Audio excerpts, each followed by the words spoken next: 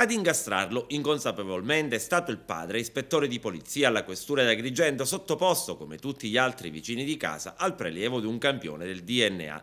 E per gli investigatori del RIS di Messina è stato gioco facile accertare la verità.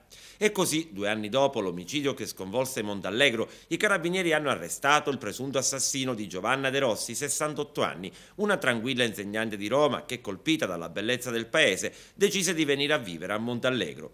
Ad ucciderla l'11 dicembre del 2009 nella sua casa sarebbe stato Lorenzo Iati, oggi 21 anni, all'epoca dei fatti appena diciottenne. Il giovane avrebbe ucciso per denaro per saziare la sua irrefrenabile mania delle scommesse sportive. Anche 1.000 euro e più alla settimana.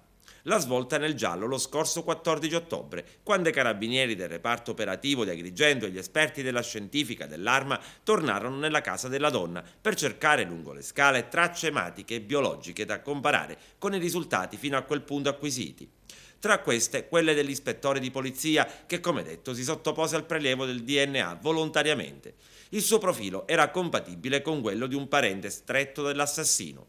Da qui le indagini si sono subito focalizzate su Leonardo e scavando nella sua vita si è scoperta la sua passione compulsiva e insana per il gioco e per le scommesse.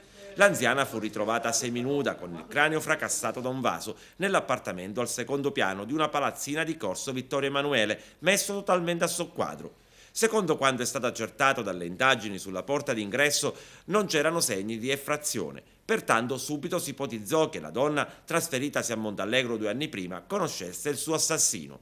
2 giorni dopo il delitto, i carabinieri trovarono nascosti in un vano segreto di un mobile gioielli per diverse migliaia di euro. La prima ipotesi investigativa fu quella della rapina finita male, pista che ha trovato conferma oggi con l'arresto eseguito dai carabinieri che hanno eseguito una misura cautelare messa dal GIP del Tribunale Stefano Zammuto su richiesta del PM Antonella Pandolfi, del procuratore aggiunto Ignazio Fonzo e del procuratore Renato Di Natale. A Montallegro gli anziani da oggi possono tirare un bel sospiro di sollievo.